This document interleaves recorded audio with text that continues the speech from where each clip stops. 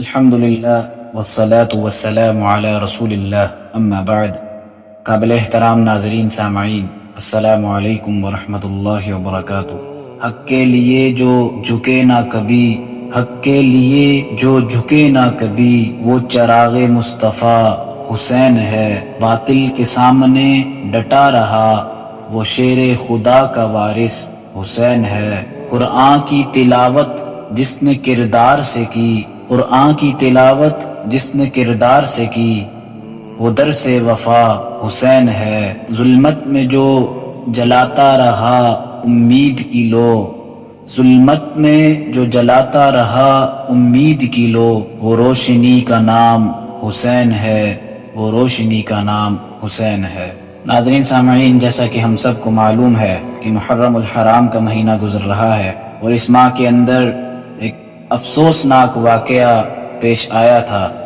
یہ واقعہ نواسہ رسول صلی اللہ علیہ وسلم، جگر گوشائے فاطمۃ الزہرا رضی اللہ عنہا اور علی المرتضیٰ رضی اللہ عنہ کے فرزند، اور حضرت حسن رضی اللہ عنہ کے چھوٹے بھائی حضرت امام حسین رضی اللہ عنہ کی شہادت کا واقعہ ہے۔ حضرت حسین رضی اللہ عنہ کی پیدائش ماہ شعبان سن 4 ہجری میں مدینہ منورہ میں ہوئی۔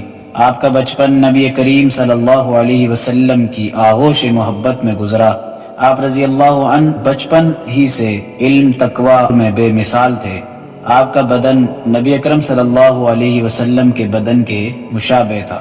رسول اللہ صلی اللہ علیہ وسلم آپ سے بہت محبت کرتے تھے۔ ایک موقع پر فرمایا، الحسین منی و انا من الحسین، حسین مجھ سے ہیں اور میں حسین سے ہوں۔ اسی طرح آپ کے اور آپ کے بھائی حضرت حسن رضی اللہ عنہ کے بارے میں فرمایا، الحسن والحسین سیدہ شباب اہل الجنہ، حسن اور حسین جنتی نوجوانوں کے سردار ہیں۔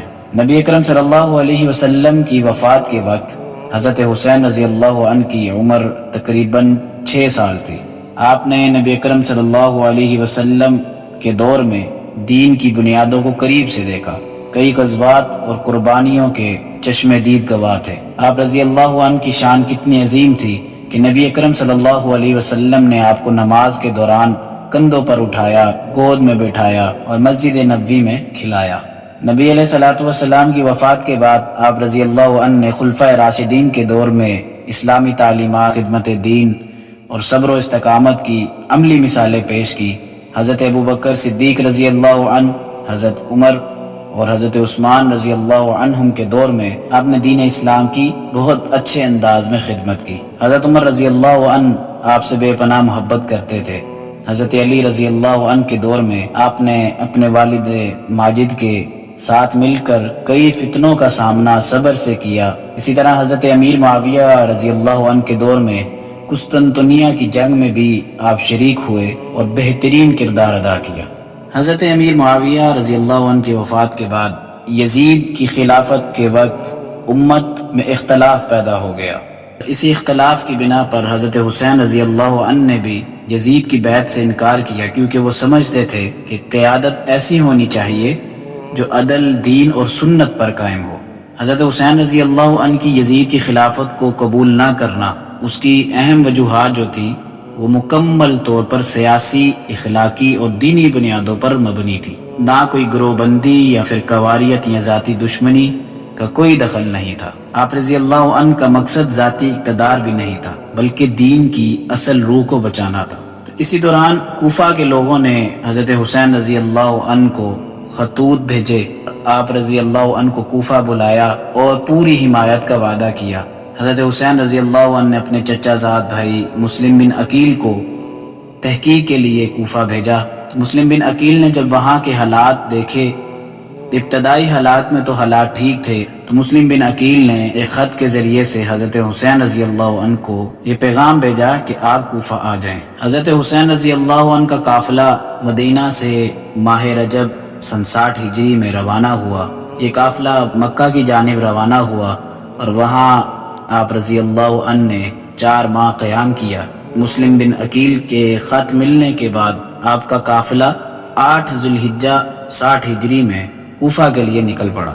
اس سفر کے دوران کوفہ کے اندر کے حالات اچانک تبدیل ہو گئے کہ عبید اللہ بن زیاد جس کو کوفہ کا گورنر مقرر کیا گیا تھا، اس نے وہاں آ کر مسلم بن عقیل کو گرفتار کر کے شہید کر دیا۔ ادھر سے جب حضرت حسین رضی اللہ عنہ کا قافلہ جب کوفہ کے نزدیک پہنچ گیا، کوفیوں کی بے وفائی اور یزیدی لشکر نے آپ رضی اللہ عنہ کا راستہ روک لیا اور آپ کو گھیر لیا گیا۔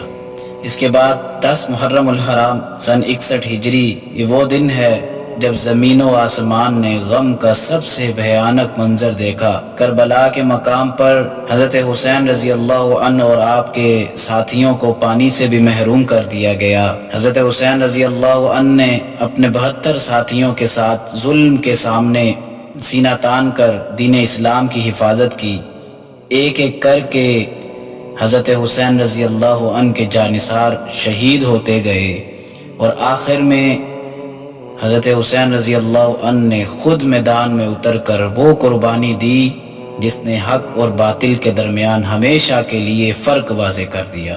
آپ رضی اللہ عنہ کی نماز میں شہادت اور بے جگری سے لڑنا، یہ سب کچھ صرف دین کو بچانے کے لیے تھا، نہ کہ اقتدار کے لیے۔ اس ساری سازش کے اندر جو اصل دشمن تھے، سب سے پہلے عبید اللہ بن زیاد جو کوفہ کا گورنر تھا اور یزید کا نام استعمال کر کے فتنہ پھیلا رہا تھا، شمر بن ذوالجوشن وہ بے رحم قاتل، وہ بدبخت جس نے حضرت حسین رضی اللہ عنہ کے قتل میں اہم کردار ادا کیا، اور اسی طرح ان کے ساتھ ساتھ حرملہ بن کاہل، عمر بن سعد، ہر بن یزید جو کہ بعد میں جس نے توبہ کی اور بعد میں شہید ہو گیا، اور دیگر ان میں سے اکثر وہ لوگ تھے جو دنیاوی مال کی لالچ میں حق کے خلاف ہو گئے۔ یہ سب وہ فاسق و فاجر لوگ تھے جنہوں نے یزید کا نام استعمال کرتے ہوئے نبی اکرم صلی اللہ علیہ وسلم کے نواسے کو شہید کیا۔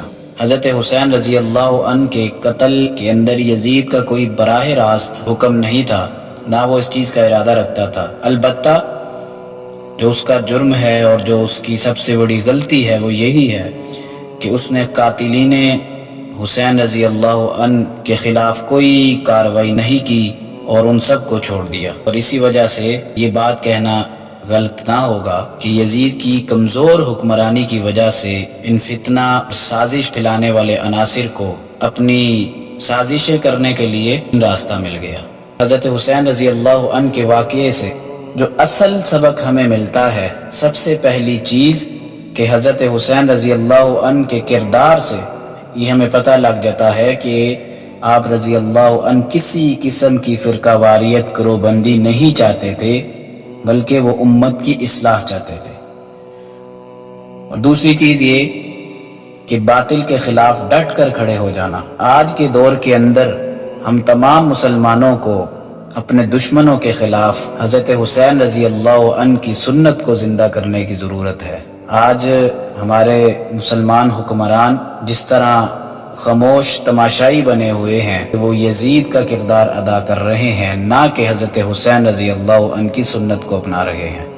فلسطین کے اندر جو کچھ ہو رہا ہے، اس پر امت کے حکمرانوں کی خاموشی یہ ایسی ہی خاموشی ہے جو یزید نے اس وقت اپنائی تھی۔ اور اس واقعے سے جو ایک اور سب سے بڑا سبق ملتا ہے وہ یہ ہے کہ حضرت حسین رضی اللہ عنہ کی شہادت کا جب وقت قریب آ گیا تو آپ رضی اللہ عنہ نے اپنی فرض نماز کو قضا نہیں کیا، اس کو ادا کرنے کی آپ رضی اللہ عنہ نے اجازت مانگی، اور آپ رضی اللہ عنہ نے اپنی نماز کو ادا کیا اور آپ کو شہید کر دیا گیا۔ کربلا کی خاک میں دفن وہ چراغ ہدایت ہے، کربلا کی خاک میں دفن وہ چراغ ہدایت ہے، جو ہر دل کو جگا دے وہی حسین کی حقیقت ہے، حق پر کھڑا ہو تو ہر دور میں زندہ رہتا ہے، جو صبر سکھا دے وہی حسین کا رستہ ہے۔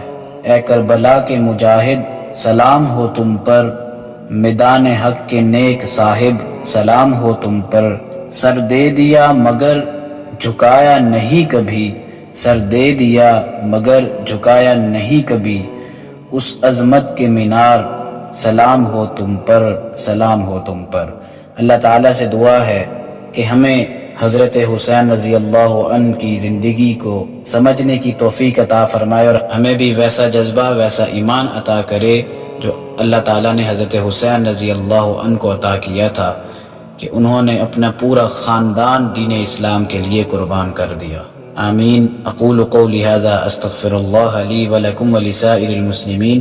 واستغفروه إنه هو الغفور الرحيم. صدق الله العظيم.